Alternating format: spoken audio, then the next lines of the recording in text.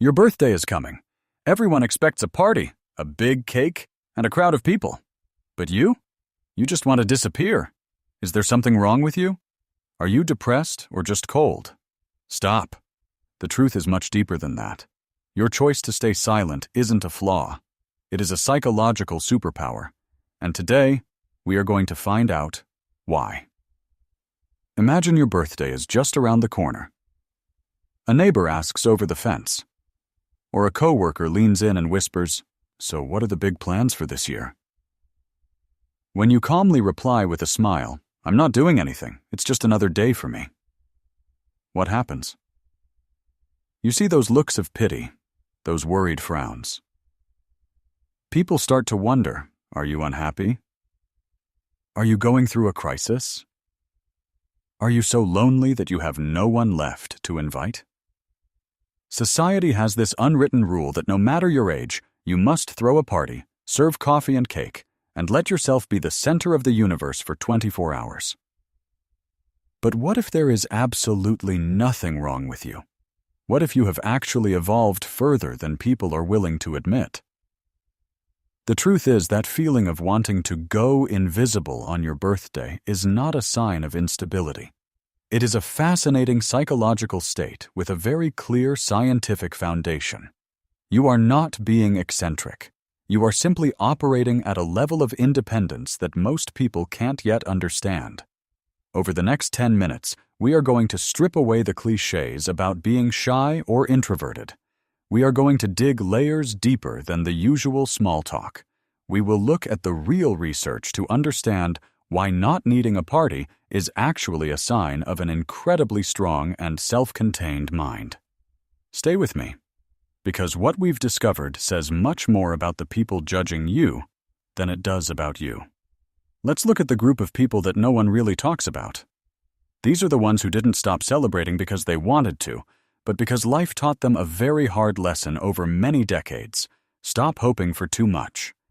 Back in 1967, psychologist Martin Seligman discovered something unsettling called learned helplessness.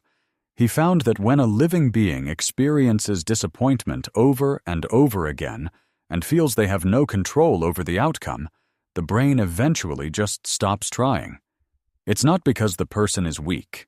It's because the brain is being efficient. It's trying to save energy.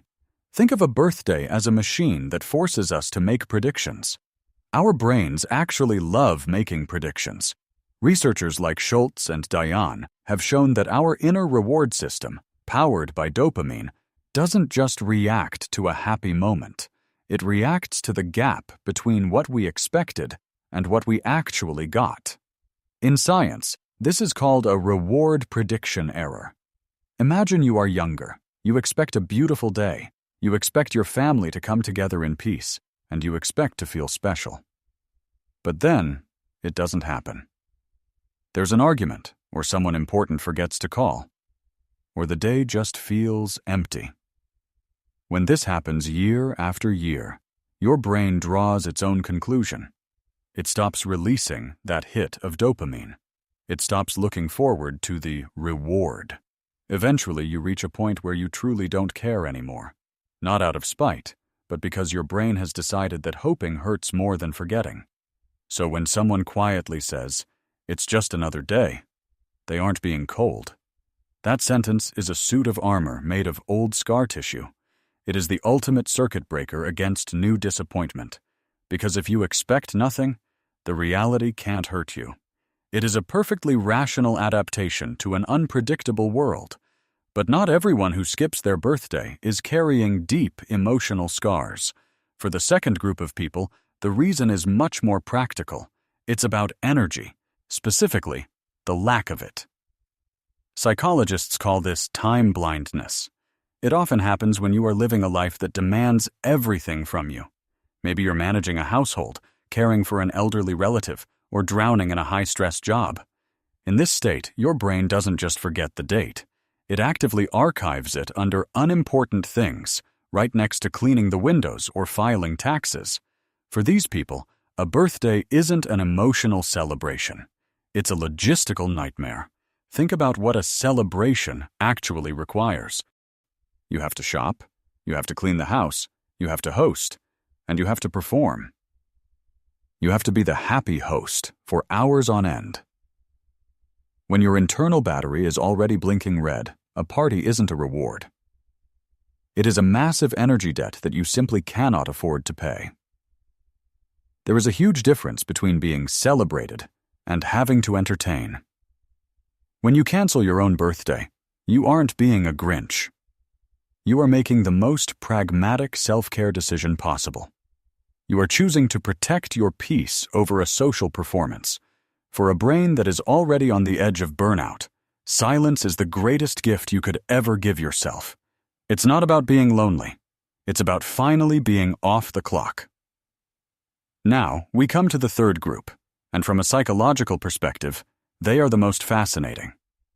These aren't people who were hurt, and they aren't people who are too busy. They've looked at the whole spectacle of birthdays, the noise, the gifts, the social performance, and they've simply decided, no thanks. I don't need that anymore. Psychologists Ryan and DC spent decades researching what they call self-determination theory. Their most important finding? The healthiest people are the ones whose happiness comes from the inside out. They don't need external events or social rituals to tell them they matter. They certainly don't need 30 text messages from people they haven't spoken to all year just to feel connected. These people have stepped off what researchers call the hedonic treadmill. This is the cycle where we constantly chase the next party, the next milestone, or the next big event to feel good. But as soon as the candles are blown out, the thrill disappears, and we're back where we started. When you stop needing a birthday to feel valued, it actually makes other people very uncomfortable. Have you noticed that? When you tell someone you're not celebrating, they don't just feel sorry for you. They often get defensive. That's because your independence acts like a mirror.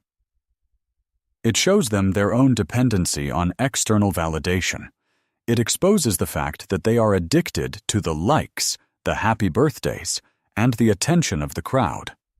By being okay on a random rainy Tuesday, you are winning a game they are still struggling to play. You don't need a calendar to tell you that you are important. You already know your worth. And that quiet, unshakable self-certainty is perhaps the greatest form of freedom there is. You aren't lonely. You are just finally, completely self-contained. But we have to be completely honest with ourselves, because not everyone has reached that peaceful point of total independence. Picture this. You are 8 years old. It is your birthday, and you have been counting down the days for weeks.